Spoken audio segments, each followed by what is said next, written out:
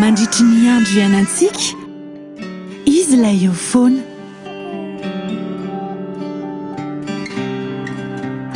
manohana sy mitantana amin'ny lalana rehetra le namana hanampiatrany aro miaina sy miaro mandry ivoniny vato manolotra anao ny vaovao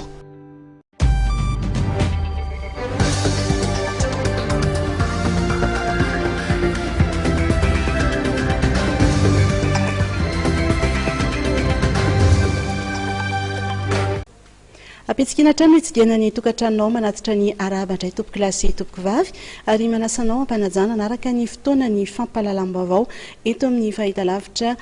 mateve ny lafin'ny politika avetrany sy no animboantsika ny fotoana nanatotosa velakevitra manodidina ny toedrara amin'izao fotoan'izao ny antoko HVM omaly tsy vitsy ny fanehoan-kevitra manodidina izany ka anisany nanambara ny fomba fijery ny député n'Antananarivo Atsimondrano ratsy vahiny Andry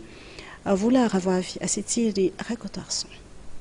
nanao hevitra manoloana ny fanambarana nataony antoko hery vaovaon'i Madagasikara HVM omaly ny député n'Antananarivo Atsimondrano Andry Ratsivahiny nambarany fa manaramaso hatrany ny asan'ny fahefana-panatanteraka no anjara asany solombavam-bahoaka ary hatreto dia tsy mahita tsy fanarana ny lalam-panorenana izy ireo gaga ny tena nahita tamin'ny ianao manjery ny fanambarana nataony antoko HVM izay nametraka tantara teto amin'ny firenena tamin'ny resaka tsy fanaran-dalàna zany eo tsy hay dia miteny fa mahasolombavam-bahoaka dia manara-maso tsara mihitsy ny asan'ny mpanatanteraka sy ny fanjakana ny resaka fanaran-dalàna zany dia tena hitanay fa tsy hitanay ny hoe inona ny tsy manara-dalàna amin'ilay ataona hoe fantsahana constitution isan'ny jajajazainy zareo ny mahakasika ny resaka gouvernoura dia efa nyvalian'ny ACC reny hoe manara-dalàna dia afaka natsangana tsy mentsika angamba raha hoe ny antoko izay teo amin'ny fitondrana teo aloha izay tena nanitsaka ny lalam-panorenana mihitsy hatramin'ny voalohany ka hatramin'ny farany no milaza n'izao fitondrana izao fa tsy mpanara-dalàna nosoritan'ity solombavam-bahoaka ity ihany koa fa matoa nisy ny fitsipaham-pitokisana ny gouvernement ary fangatahana fanesorana ny filoham-pirenena teo aloha ery Rajonary Mapianina dia noho ny tsy fanarahana ny lalam-panorenana ny tenanay dia mijoro amin'ny solombavam-bahoaka fa manara-maso isan'andro ny asan'ny gouvernemanta sy ny asan'ny fanjakana eto Madagasikara dia tsorinay fa tsy misy ny tsy fanaran-dalàna eto amin'ny tany sy firenena mihoatra tamin'ny fitondran'ny HVM tamin'izany fotoana zany tsapany solombavam-bahoaka tamin'izany ny zavatra tsy nety nataony dia nieritreritra ny anongana ny solombavam-bahoaka tamin'izany fa ankehitriny kosa tsy hitanay ny olana hoe inona ny olana raha resaka gouvernoura ny olana efa navoakan'ny ACC hoe manara-dalàna tsara ny fametrahana gouvernoura fehany tsy mitovy mihitsy tamin'ny fitondrana HVM ary gaga ny tenanay hoe fitondrana tamin'izany no mitsikera hoe tsy manara-dalàna ny fitondrana amin'izao fotoan'izao mikasika ny tsena mora izay nitondran'ny HVM fanakianana dia nilaza ny député n'Atsimondrano fa tafiditra ao anatin'ny politika no faritan'ny filoham-pirenena tamin'ny fampelezan-kevitra izany ary noho ny filoham-pirenena mitazona ny velarano nataony tamin'ny vahoaka dia tanterahana ny fametrahana ny tsena mora entina hitsinjovana ny vahoaka sahirana nambarany Ratsivahiny Andry député n'Atsimondrano fa 5 taona no fotoam-piasan'ny filoham-pirenena Andry Rajoelina ary ny herintaona nitondrany dia efa nitarafana ny ezaka entina natsarana ny fotodrafitrasa sy ny fiainan'ny mponina mafapana kosa ny toedrara eo amin'ny gouvernementa sy ny antenimieram-pirenena niona tamin'ny mpanao gazety ny député ny Betroka Randrinasolo Nicolas nitondra fanazavana manodidina izany vola ravoavy asetsiry rakotarson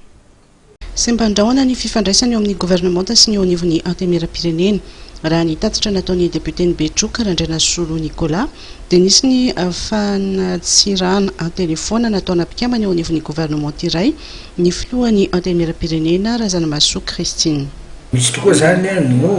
tena hoe miara-miasa zany fa ny endro kely ihany zany dia ny problème kely fotsiny zany amin'izao ato aminay ato zany dia hoe misy ny sahala amin'ny hoe fanambanimbanina hoe fanatsirasirina ny filohana antenimieram-pirenena zany ao anatin'ny membre gouvernementa zany dia izy raha izay zany azinao moa zany no tsy ho ekenay satria manjary manimba ny fiaraha-miasa raha ohatra ka soala amin'izareo any ambonimbony ao zany mandravina zavatra zay satria amparariny lohan'ny député manontolo zany mikasika resaka hoe fanetsiratsirana mampanao gouvernement ray zany ara-telefony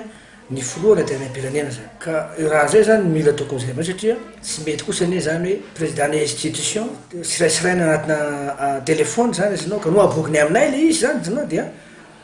raha mamparariny fony le izy satria olobe izy io ka no izy abokiny aminay zany zavatra zay zany naorianay zavatra zay dia misy ny mpalima azy ka zay moa zany efa nanaovanay antsoavo amin'ny filoam-pirenena andriamatoa Andry Nirina Rajoelina sy ny premier ministre lehibe ny gouvernement mba tokony ho andamina an'izay raha zay satria manjary mety zavatra betabe zany le zavatra zay le izy moa raha malala fa io président assemblée io any sara fantatsika fa voaka atao amin'ny RD io maro anitsy io e sy vitan'izany izy fa olo ray aman-dreny izy ka sahala aminay zany zay de zata maramila raha ohatra ka hoe ny lehibenay misy manirasira sahala amin'izany izinao dia tsy misy tandre mesure zany zahay dia ampadalanay zay moa zany mbola ampadalanay miandalina foana zany hoe izy moa no mampiray gouvernement nanao fisika sahala amin'izany mampalahelo izy hoe attaque izy fareny attaque izy olo président institution dia hanaovana vala isaky sahala amin'izany dia mampalahelo izy zany fa io moa arakaraky ny lehibe sy namparatongany any zany hoe tokony andamina zavatra zay fa ny anay dia zay fotsiny hoe raha hanao an'izay zany am'izao fotoana zao zany hanao an'izay foana eto dia sisy zavatra ilamina eto zany satria io madama io no raha malala fa io no fiainay ato ianoanay teny zato ka raha ohatra ka moa hoe fampitotona lakorosy eto zany sika dia aiza faranty firenena ty aro tenenina amin'areo foana zany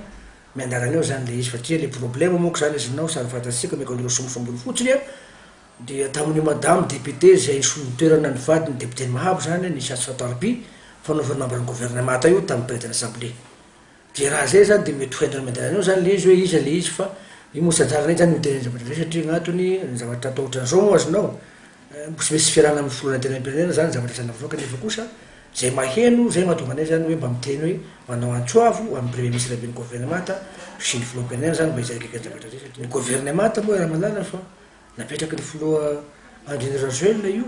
zahay aty koa zany proposition fitetehana aty koa nametraka zany premier ministre zany anisany nampiny député ny Betroka teny ihany koa ny momba ny fandalovan'ny premier ministre sy mpikambana tamin'ny gouvernement tatany Betroka tamin'ny 10 volana febroary ity nambarany fa ilaina ny fidinana fotony toy ireny ahafahana mahafantatra ny tena zava-misy aina ny mponina sy ny distrika am'izao moa zany reo zay zany sy tompotrano mihontsony zareo zany amin'ny zavatra misy ao amin'ny district ny Betroka satria matetika manko azinao ny zavatra endrika taty zany dia resaka feon-dakolosy tokana foana zany izy fa tamin'izay mitolaka aty dia asapahitanana hoe ny fandikan-dalàna ataon'ny mpitondra sasasasany zay voatendra amin'ny district ny Betroka zany tao Betroka zany io moa zany soraneto ny premier ministre lehibe ny gouvernement fa avidina ndre mesure zany izy amin'ny zavatra nitranga tany satria ny zavatra mampalelon'le olona tany no tenenin'ny olona tany zany satria raha malala nge sara fantatsika fa zay tsy miteniteny foana fa no zay miteny dia misy zavatra azo sapahitana mampalelo tao zany tena zavatra basisana tao zany dia mikasika resaka fitsarana dia resaka dokoteran'olo dokotera biby satria ao amin'ny district Betroka zany izinao misy olona zany hoe vera omby mitory olona ao amin'ny tribunaly tratra mbo teo le olona toriana dia avy eo amin'izay zany izinao le olona toriana koa zany izinao mahazo sotoratasy koa avy amin'ny tribunaly mitory ny olona zay mitory sady fampidiraka sy fandripalemana zany ao Betroka koa zany misy an'izany hoe olona mon'olo zany maty nagnanak ny le olo sy ny ray aman-dreniny dia mahazo LP amin'ny volana aprily ho avy izao raha araka ny lalàna no anatontsana ny fifidianana ireo lehibe ny fokotany nitondra fanazavana mandidin'izay indrindra ny préfet de police n'Antananarivo ny anediny avy hatrany miaraka amin'ny vola ravoavy sy Tsiry Rakotorson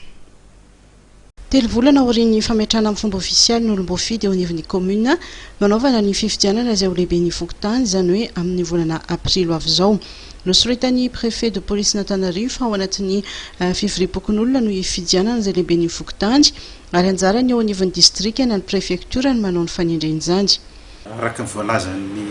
2009 890 zany mikasika ny fanendrena lehibe ny fokotany dia amin'ny andiny fafito zany milaza hoe tokony 3 mois aorianany investiture ny maire zany tokony isy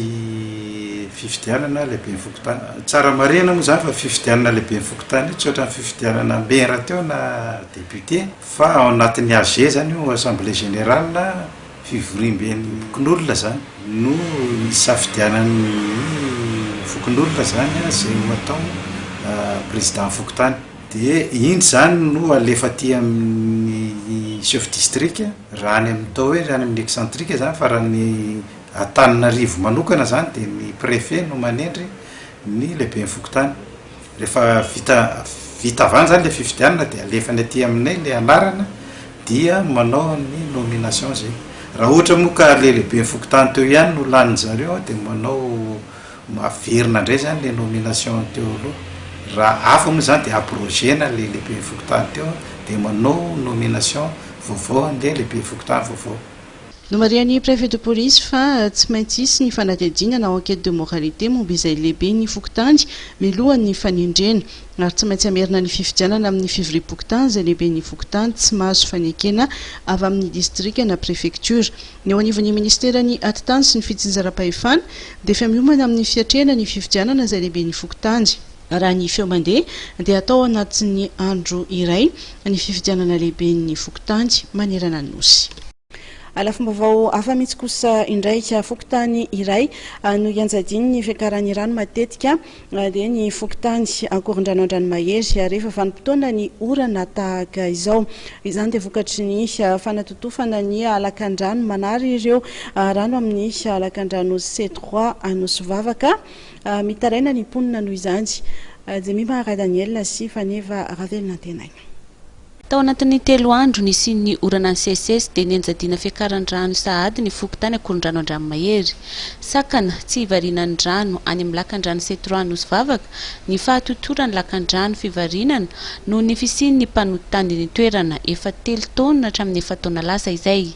Araka ny fahafantarana dia teratany Karana no manao ny fanotorana ary efa nanangana foto-drafitrasa goavana teo amboniny izay lakan-drano izay. Efa nanaitra ny fitondram-panjakana ny teny anivon'ny Fokontany kanefa dia tsy mbola nisy vahaolana naharitra na nolona izany tao anatin'izay efa taona izay. Manao antsoavo amin'ireo ambaratongam-pahefana misy amin'izao fotoana izao izy ireo ankehitriny. Dia raha antsika mahita fa tena migoriana dia tena migoriana ny rano izay ny Akazomanga avaratra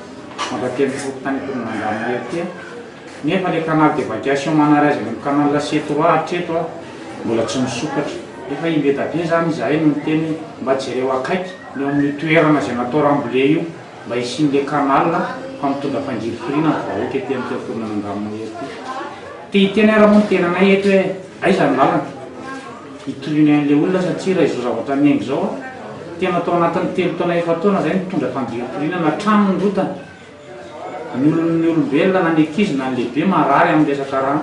nefa moa le izy mbola eo ihany le olona izay tonga anaty ny zavatra io dia mbola eo ihany le olona ka manaitra ny tokony andraikitra tsirairay avy raha olombelona ihany mba jereo akaiky le teny amin'ny Fokontany ankorin-drano an-dranomahery amin'io canal d'évacuation izay totorany io mpanao ramolesy manao tanàna fa mijalona. Mahatratra Rivo Mahery ireo mponina teny anjadin'ny fiakaran-drano eny an-toerana dia ny faritra 3 ao anatin'ny Fokontany. Ny fivarianan'ny rano amin'ny lakan-drano Andriatany no vahaolana vonjimaika andraisan'ny mponina eny an-toerana anenana ny tondra-drano be loatra. Sakana tsy ahafahana manatanteraka izany maharitra nefa ny fiakaran'ny rano ny Andriatany. Araka izany dia efa naharitra hatrany amin'ny 7 taona ny nitondran'ny mponina fangirifirina manoloana ny fiakaran'ny rano izay miteraka firodanan'ny trano sy tsy fahasalaman'ny ny reny sy ny zaza. Mitoetra ny kosa ny fanomezana fanampiana ho an'ireo traboina noho ny fiakaran'ny rano na ihany koa noho ny tsy fampiny ny rotsakorana ary tsy ny avy eto an-toerana ihany no manatotosa izany fa ny avy any ivelany ihany koa anisan'izany ny firenena ny Arabia Saoudita. Vola Ravoavy sy Thierry Cotorson no mitatitra anao ny vaovao. Nanolotra fanomezana ho an'ny traboina vokatry ny ahitany sy fiakaran'ny rano i Arabia Saoudita amin'ny alalan'ny fikambanana Khalifa bin Zayed Al Nahyan Foundation. Fanomezana izay kita miisa 2 arivo sy 3 alina ahitana sakafo ilain'ny mponina. Isan'ny ménage io zany hoe fianakaviana 2 arivo sy 3 alina no omena an'ireo fanomezan'ireo mazava ho azy fa zay efa nanaovantsika tsy hoe mbola omena koa fa mbola misy toerana ary hitantsika ny any atsimo zao fa tratra ny anoanana amin'izao fotoana zao efa ny fampiarata amindry zareo ny tenanay dia efa nanaiky ry zareo fa zay anaovan'ny fitondrana malagasy azy izy dia afaka ataony ary zao zavatra zao marina fa zahay no manao ny fandrindrana nasionaly eto amin'ny tany sy ny firenena na metrahana zay andraikitra zay na izanat zany a tsy maintsy raha midinika anaovana tratra any amin'ny filohan'ny repoblika sy any amin'ny premier ministre lehibe ny gouvernementa izao zavatra zao misy sardine anankidimy a isaky ny kity zany zay vary 28 kilo a de misy tsaramaso antsasaky zay de misy savony a de misy ronono a de misy menaka de misy labougie de misy kobaina ity tena spécial ty zany tena ny exigevanahy mihitsy satria araky nitatsika dia ny ankizy tena sahirana am'le tsy fahatsapitsakafo eto Madagasikara de sorina zareo zany a nanombotra ndreto kobaina reto isaky ny kity zany de misy anankidimy mbola ao anatin'ny notora-pahavaratra tsika miteny zao ny anomoron-dava koa de vo tsika miteny zao akoatra ny anoanana any atsimo a efa vita natao ny efa vitavita ihany tany varatra andrefana sy ny tany amin'ny faritry ny Ambatondrazaka iny alatra mangoro fa zao ndray tsika de tsy maintsy todika any amin'ny faritra atsimo sy any Amorondava zay tratra ny tondradrano satria misy fefiloha vaky any amin'izao fotoana zao raha ny tatsitry ny BNGRC dia oleo amin'ny 10,000 no mbola traboina vokatry ny rarombe tamin'ny volana janoary lasa teo mikasika ny fiakaran-drano amin'ny Lemakantanarivo dia nilaza ny teo anivon'ny BNGRC fa efa nisy fiainanan-drano ary tsisy atahorana saingy tokony ho mailo atrangy ny rehetra. Mila famonjena ihany koa ny mponina ao Amorondava vokatry ny voina roa izay anitranga tany an-toerana ankilany ny famaizan'ny trano ampolony atao amin'ny fokotany Avarandrova andany kosa ny fiakaran'ny rano vokatry ny fahavakisany fefilo sy ny fiakaran'ny ranomasina mitondra fanazavana misimisy mikasika izay indrindra ny député ny Morondava Christophe Tsiliva Didio. Trano haitrano atsiravina izay atao Morondava ao amin'ny fokotanin'ny Avaradrova tsisy zavatra nazo raisina ny kitapon-draza ny rehetrarehetra tsy afaka mianatra ny ankizy trano may zay ny anankiray fa amitsika miteny zao miakatra ny rano nanomboka omaly efa ho 4 metra zao amin'ny tapany atsimo raha avy aty amin'ny route nationale avy aty Antananarivo Makambordava tapany atsimo dibo-drano tanteraka de mifanena amin'ny fiakaran-dranomasina koa le izy am'izao foteny zao zany hoe miapira zany ny situation any de dobo-drano tanteraka ny olona zao miakatra amin'ny toerana ambonimbony aby lasa ny rano ny fananana rehetrarehetra ny fiompina tena mila vonjy ny kibo falohaka ao mosarigny vahoaka ao satria lasa ny rano aby fambolena zay no atao ny rano ka ny angatana zany de vonjy rano vaky na zay azontsika atao anampina ny vahoaka ao Morondava tamin'ny maraina teo de noron-dranomasina moa zany tena lasibatry ny ranomasina ao am'izao de miakatra ny havony rano ka traboina marobe no ao Morondava am'izao vonjy tena mila vonjy zay ao Morondava am'izao zay natongavako aty amin'ny BNGRC satria ty mono tompon'andraikitra mahakasika an'izay voalohany de miazakazaka aty satria mba afananao ny azony atao ny ratsamangaiky ny fitondram-panjakana ao an-toerana na ny manampahefana ao an-toerana nanao zay azony atao ihany fa io tsy vitan'olon-drery fa tsy maintsy miara misalahy tsika rehetrarehetra zay tsika vao mahazo résultat tsara misy ny tapaka fa raha ny avy aty Antananarivo aloha zany accessible tsara ao Morondava fa ny tapany atsimo zany tena voa no tanterana androany teny amin'ny DLC anosy ny atrikasa fankatoavana ny atlas des risques climatiques pour Madagascar izay fitaovana ahafahana manatsara ny fahalalana ny loza sy ny fepetra tokony raisina amin'ny alalan'ireo fahalalana sy torohay samihafa. Claudia Rasulson. Fitaovana iray entina anamorana ny fanapahan-kevitra ary anamafisana ireo fepetra ampihenana ary ihany koa hiatrehana ny loza voajanahary ny atlas de risque climatique no tanterahana androany teny amin'ny DLC anosy moa ny atrikasa fankatoavana izany fitaovana izany niarahana tamin'ireo mpiantsehatra sy sampan-draharaha samihafa fotoana izay nahafahany sekretera paratanteraky ny CPGU nanoritsoritra ny mahazava-dehibe an'izany saritany na atlas izany natao ao anaty karta zany ireo atotam-baovao ny mahakasika ny ireo loza enina zay mananontany na ataontsika hoe loza manambana Madagasikara amin'ny ankapobeny ny cyclone ny inondation ny haitany ny fiakaran'ny ranomasina ny érosion côtière ary ny mouvement de terrain ny glissement de terrain ireo zany no classena ho ataontsika hoe aléa na loza enina lehibe dia napetraka ao anaty karta zany a ny ataontsika hoe riska amin'izy ireo dia napetraka ao anaty karta ihany koa zany a ny ataontsika hoe karazana simulation sy formation cartographique et géographique amin'ny ankapobeny dia afaka anaovana koa zany izy io a analyse na simulation amin'ny mety fihevian'ny loza anankiray a afahana manatsara ny ataontsika hoe mesure ny réduction de risque de catastrophe ny prévention ny eo ihany koa ny préparation ary tonga hatrany amin'ny gestion de crise mihitsy zany satria feno zany ny information ao anatin'io a ahafahana ihany koa mamaritra ireo lahara-pahamehana io atlas io anisan'ny nampidira anatin'le carte d'atlas de risque climatique ny ataontsika hoe plateforme loza eo amin'ny aménagement du territoire izay anatsarana na ataontsika hoe anaovana définition zany ny priorité amin'ny étude sy ny travaux zay atao eny efa hita sady zany hoe ity zone vulnérable reto tokony tsy azo anorenana notrotro zany na ny toerana tokony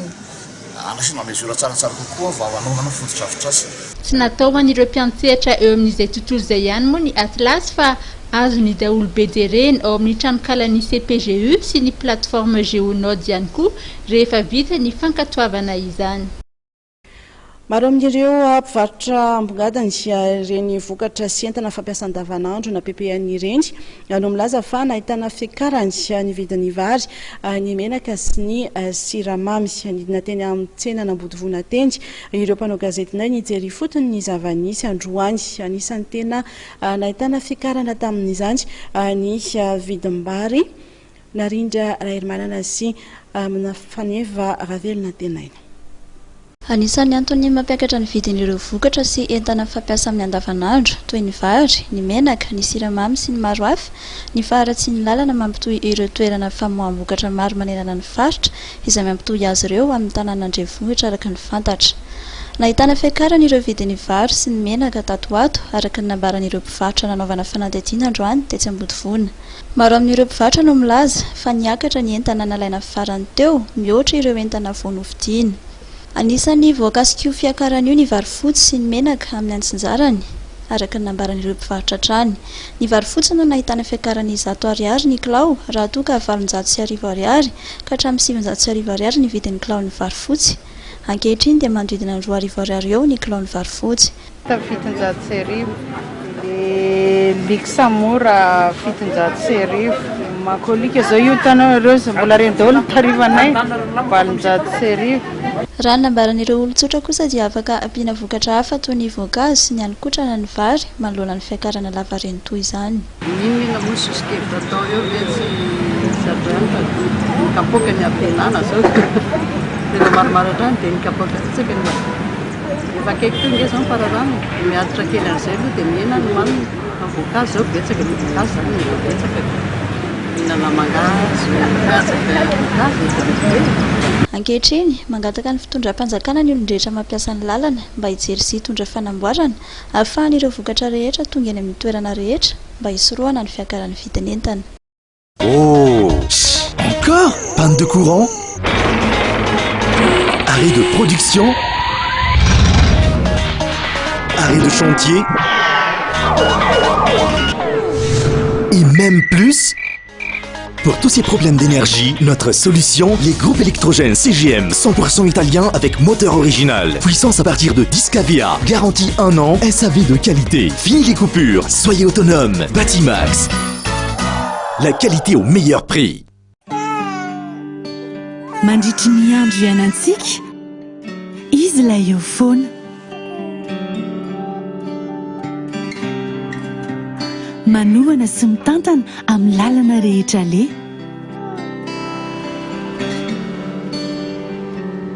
Izy lay mahatoky sy miady mandrakariva.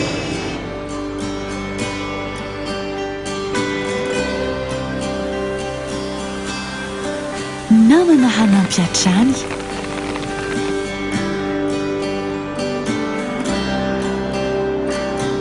Ahafahantsika miasa tsy misy ahiahy.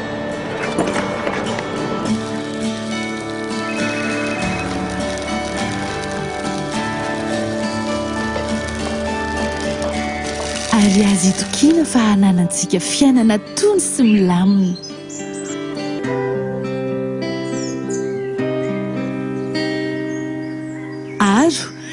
mena sy miaro mandry ivoniny vato. Anisan'ny fomba iray izay hoentina manatratra ny fahavitantena ara-tsakafo kosa ny fampandrosoana ny fambolem-bary eto Madagasikara. Anisan'ny tafiditra indrindra ao anatin'izany ny fampiroboroboana ny fambolem-bary safiotra. Fanariadiana Velo Gisla.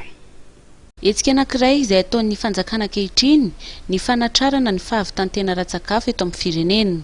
Ny fampidirana ny fambolem-bary safoitra ao anatin'ny fahazaran'ny malagasy dia anisan'ny fomba iray izay atratrarana izany tanjona izany. Anisan'ny mampiroborobo azy ity eto Madagasikara itovina Nahary Rabetsitondra. 300 taona maimaimpona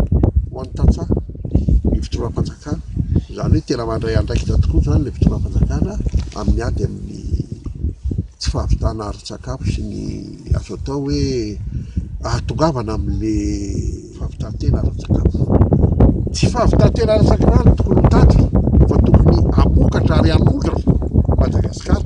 Asa nahazo antsika an-tsaina fa 12 tapitrisa taona no tsy ampy ny vary sakafo ny Afrika. Izany hoe tsisy olana mihitsy mifanondranana ary izay no ataoko hoe raha ho tonga amin'izany hoe grenier rizicole zany Madagasikara tsy vitany hoe miala amin'ny fahantrana zany ny ankamaroan'ny tantsaha izay 700 mponina malagasy fa anakarena amin'ny firenena. Ary eto izay dia mitarika ny sainy fitondram-panjakana hoe aty amin'ny fambolena no tokony atao ezaka lehibe indrindra satria rehefa vita ny fahavitantena ara-tsakafo ka manondrana koa Madagasikara izay no atao hoe tafita. Ankoatra ny fampiroboroboana io fahavitantena ara-tsakafo io dia eo ihany koa ny fiarovana ny tontolo iainana izay ataon'ny tovina Nahary Rabetsitondra sy ireo olona mpiara-miasa aminy. Ny zanak'azo napetraka aty dia Polonia. Tia moa zany ilay Polonia dia vidina 4,000 izy ity. Dia isaky ny lavaka raha jerena miaraka amin'ny lavaka natao sisisa amin'ny masokarena zany eo amin'ny 7,000. Ny rehefa lehibe nefa tony zanak'azo tony mahatratra any amin'ny 9 alina ny vidiny. Dia izay no taomana ny olona amboly hazo satria arena ny hazo. Zanak'azo 4,000 isa no nambolena ny asabotsy lasa teo sady fanohitra ho fiarovana ny tontolo iainana izy ity no sady fiariana ihany koa satria dia hazo azo trandrahana tsara no nambolena. Hatreto dia mbola tsy nivoaka ny didim-panjakana fampiarana ny lalàna mikasika ny fampandrosoana ny indostria eto Madagasikara na ny LDIM. Ny fanehoan-kevitry ny syndicat ny indostria eto Madagasikara no ndeha arahitsika avy hatrany. Io raha zaho mo président tsy manona nafahefana na signature ny décret efa vita io ary mety misy koa any amin'ny fanjakana mety misy zavatra mbola tiandreo lalinina kokoa na mety hovaina tsy mianka aminay io fa ekeko aloha hoe somary lasa eritreritranay ihany le izy somary mitaresika kely fa mino ary efa niona amin'ny mpandraharaha au ministère zay fa atoato dia mivory zay fanakalo hevitra ianaliser ny testi hoe inona zavatra tiana ovana inona zavatra ampiana satria ny ambition sy ny politika ny filoham-pirenena koa dia tsindro lavitra ka andao ampiana zavatra io angamany tsy problème aminay zany fa iarahana miasa le izy iarahana mandinika fa mino ary matoky fa atoato ivoaka io zavatra io. Izany no mahakasika an'iny fa hivadika lafim-baovao hafa mihitsy kosa indray isika toy ny fanorisataona dia mikarakara hetsika lehibe ny fandarana mahery eto amin'ny fahita lavitra matv tsiny izany fa ny trophée mahery fotoana izay hoentina indrindra ny lorana mari-pakasitrahana ho an'ireo mpanao fanatanjahantena izay mendrika nandritry ny taona lasa izany hoe tamin'ny taona 2024 iny. Manana vahiny isika amin'ny ity takariva ity hitondra aminao fanazavana manodidina izay indrindra dia ny namana mbola tiana Rarifson. faly miarabantsika rehetra any tokantrano any amin'izao aliny talata izao marina tokoa zany volasoa tonga indray ty le fotoana hanomezana ny mari-pakasitrahana zany ho an'ireo mpanao fanatanjahantena malagasy mendrika tamin'ny taona lasa tsy adino ihany koa tsy adinoina ireo mpitarika ao amin'izay sehatry ny fanatanjahantena izay dia mitolorana ny trophée mahery ihany koa izy ireo amin'ny alakamisy ho avy izao ary ny lanonana entina anatanterahana izany manomboka amin'ny 1:30 ratoandro eto amin'ny studioan'ny matv eto Ankorondrano ho antsika any tokantrano kosa mpanaraka sy mpakafy ny fandarana mahery dia amin'ny alahady voalohan'ny volana mars ho avy izao izy io no alefa mivantana tsy mivantana moa zany fa alefa iray manontolo ho antsika jery manomboka amin'ny 7 ariva tahaka ny ora fijerena ny fandarana mahery ihany zany amin'ny tindray mitoraka ity zany dia 5 ireo atleta izay hotolorana izay mari-pakasitrahana na ny trophée mahery izay ny voalohany dia eo amin'ny taranja fibatana fonjam-by na ny haltérophilie izay nisongadina tokoa tamin'ny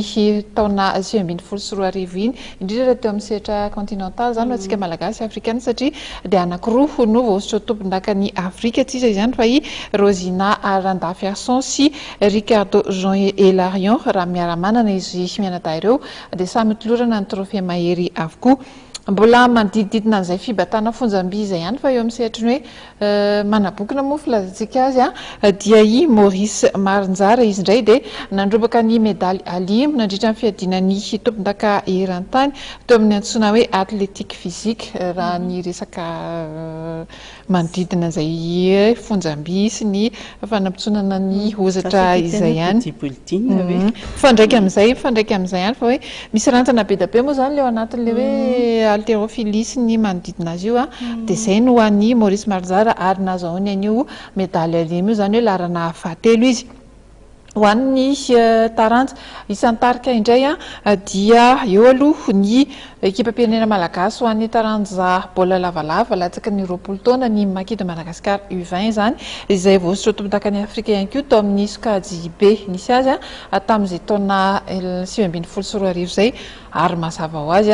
efa nitolorantsika ny trophée mahery izy ireo tamin'ny taona lasa noho ny zava-bitany hoe tafakatra tany amin'ny fiadinana tompon-daka ny Afrika voalohany ho ny tantaran'i Madagasikara ny Barian'i Madagasikara io mazava ho azy rariny loatra angamba ary loantsika ihany koa raha hoe mbola hotolorana an'izay trophée mahery izay ihany koa amin'ny alakamisy io noho ny zava-bitany ny équipe-pirenena malagasy na tafitany hatramin'ny dingan'ny ampa efadalana tamin'ny fifaninanana io ankoatr'izay maromaro ihany ireo vahiny saina misy ihany tokoa ireo vahiny saina zany amin'io lanonana io mazava ho azy aloha fa dia ny eo amin'ny tontolon'ny fanatanjahantena daholo ny ankamaroany zany raha ny marina no hita ao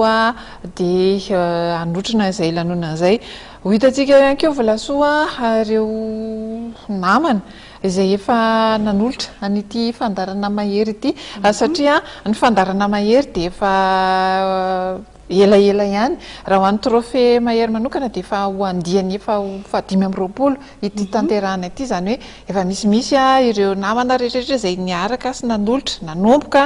nanolotra niaraka nanolotra izay fandarana mahery tamin'ny ankapobeny sy ny trophée mahery izay ihany koa dia ho hitantsika ao anatin'io fotoana io lanonana io ihany koa izy ireo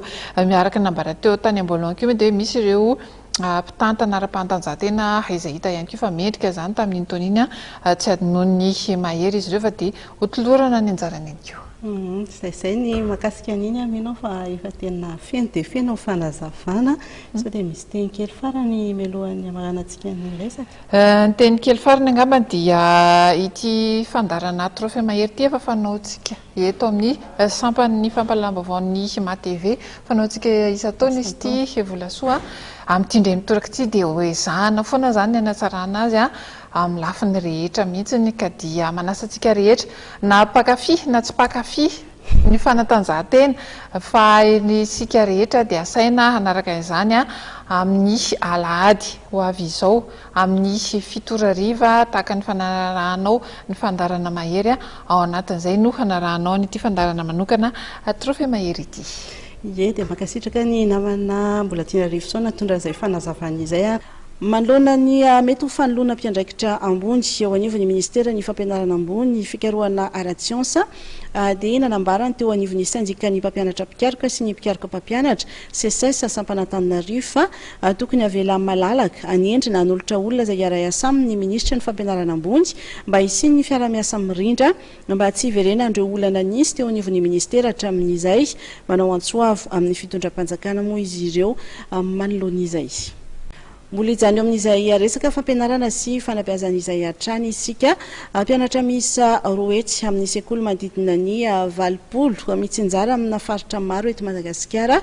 no efa nisitraka ny fampisakafoanana any an-tsekoly amin'izao fandarana asa izay arahana amin'ny PAM raha avy hatrany ny andinjiny mikasika izany miaraka amin'ny namana Lovaramanatsy sy Christian Rakotondramanga. Izao tetikasa iarana amin'ny JICA zao dia manambara fa misokatra amin'ny mpiara-mombonantoka vahiny sy mpiara-mombonantoka eto toerana ny fitondram-panjakana izay tarihany Andriamatoa Andry Nirina Rajoelina ka ao amin'ny ministeran'ny fanabeazana sy ny fampianarana ara-teknika sy arakasa no isiny cantine scolaire sy fomba fampianarana ny kajy sy ny vakiteny. Izany rehetra zany dia ao anatin'ny fanatanterahana ny vinan'ny Andriamatoa filoha izay manatsara ny kalitao fampianarana ary indrindra mampitombo ny zaza hiditra ny an-tsekoly. Araka ny hitantsika teo ireny dia ny fampianarana tsy mamono aminaina zany izy ireny fa natao tamin'ny alalan'ny lalao dia azo antoka fa efa hita teo moa zany fa niakatra ny vokatra izay takina amin'ny tsika zany amintsika mpanabe sy aminay izay tompon'andraikitra voalohany ato amin'ny ministera ary koa efa mandray anjara sady zany le mpianatra mandray manjara mavitrika amin'ireo fomba fampianarana izay tsy mamono aminaina sy mampandray anjara amin'ny mpianatra zay dia izany midika fa hiakatra ny tany fahafahana fanadinana zany ary hena ny tany zaza andositra ny an-tsekoly satria sady mahafinaritra zany ny fomba fampianarana mampisoka-tsaina miovaova no ihany koa voatoana ara-tsakafo le ankizy satria na mahay takinina ary ny zaza fa rehefa nona ny kibo mivezivezy mifanaraka le fitenitsika dia tsy misy dikany izay ka ireto ity tetikasa JICA ity izay miaraka amin'ireto mpiara-mombonantoka ireto dia mahafehy zavatra roa zany hoe manoana ny ara-tsakafo ary indrindra mampivelatra ny ara-tsaina ka tonga nyreto zaza izay taranaka ho avy ny firenena reto. Nivoaka tamin'ny fahanginany kosa ny olavitry ny mpitsabo eto Madagasikara manoloana ny resaka mandeha izay manarasy ny endrika ny asa fitsaboana raha taisy fampifanana ireo mpianatra mpitsabo vonjy-taitra eo anivony Irendy hôpitaly mpanjakana Irendy andao arahana ny fanampanazavana ireo mahakasika izany. Raha ny fahalalako teo famojerany daholo kosa ny tompon'andraikitra mino zany tsika fa iravina tsy hoelo raha io satria aza tiny fa manahirana ihany zany hoe raha zany fana tokony alevina ka ho tazomina ela be zany mino zany tsika fa iravina io atoato ohatsy ny asa rehetra zany tsy mitovy daholo mifandraisan'ny olona ny zava-misy dia mety misy taitaitra dia hanomboka hitarika zavatra hafa zany izay no mahatonga anay miantso foana rehefa mba misy olana re aloha mifanatona dia miresaka ohatrany natao androany zany miresaka dia alamina le zavatra fa tsy taitaitra amin'ny fomba faneho-kevitra zany ny dokotera ohatrany olombelona rehetra misy ny taitaitra misy ny mba tony kokoa dia izay mahatonga anay manao azy foana rehefa misy zavatra amin'izay hoe aloha milamina fa azo amboarina foana zavatra raika mizato ny institut habilité par l'État eto Madagasikara reo zany no nahazo ny habilitation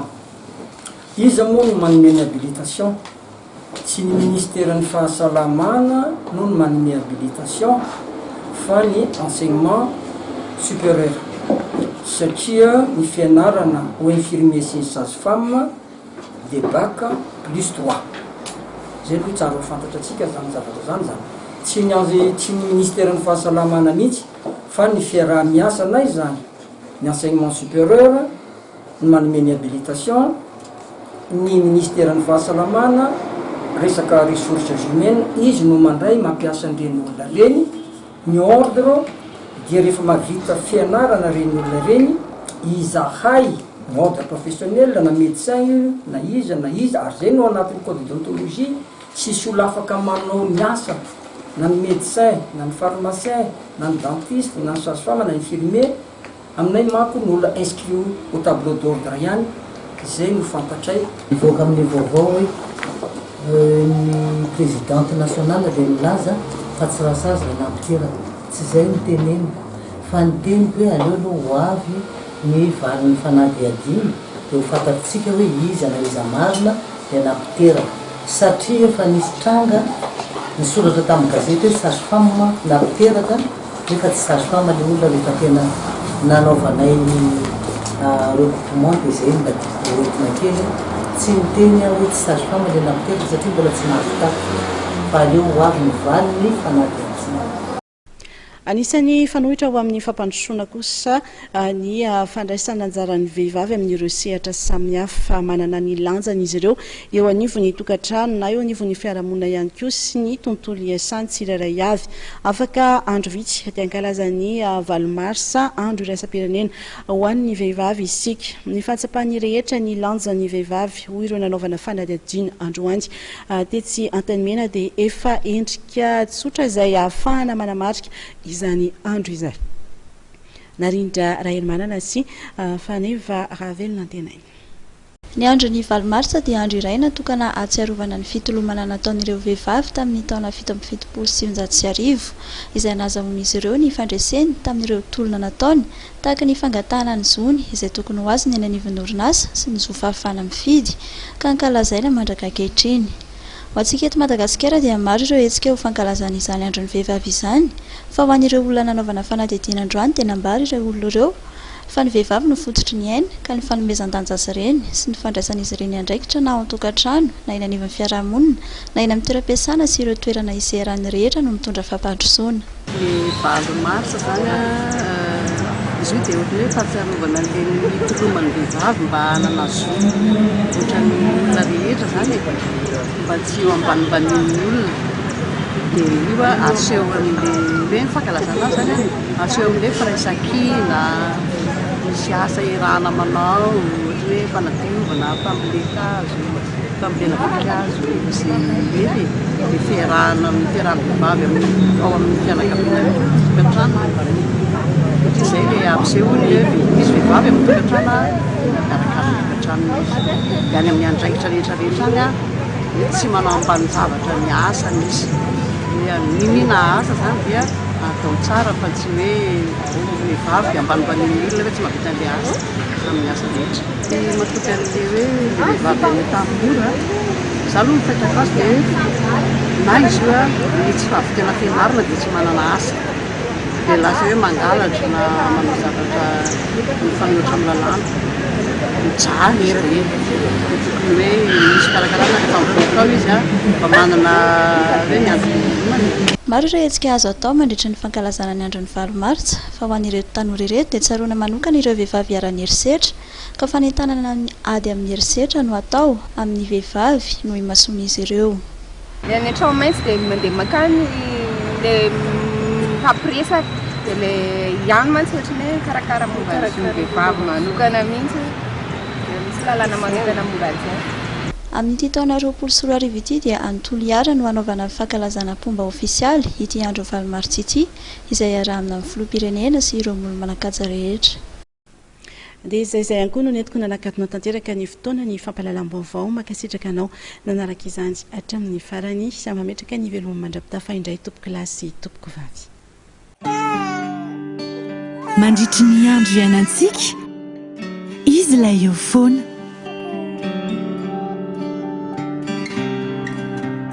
Manohana sy mitantana amin'ny lalana rehetra le namana hanampy hatrany. aro miaina sy miaro mandry ivoniny vato nanolotra anao teo ny vaovao